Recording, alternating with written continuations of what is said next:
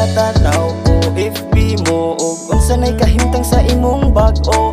Berte ka sakit ang nakita ko, siya ang nakabutang sa may demo. Pagmahayang gibati nga imo kong gibiyaan, nakatatak sa huna-huna bisan asa pa man. Maong magkuyog ta bisag asa pangitaon di ka ug aha ka paning kamutan ko na malipay ka.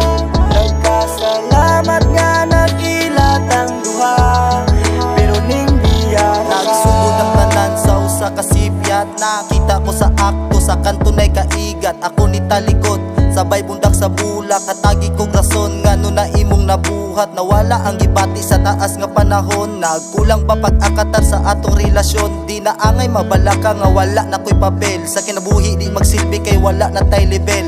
Saan na putol gising litrato sa aparador. Sisinggi andam para sa atong duha puhon. Saksi ang bulan sa kahayag ning dulong.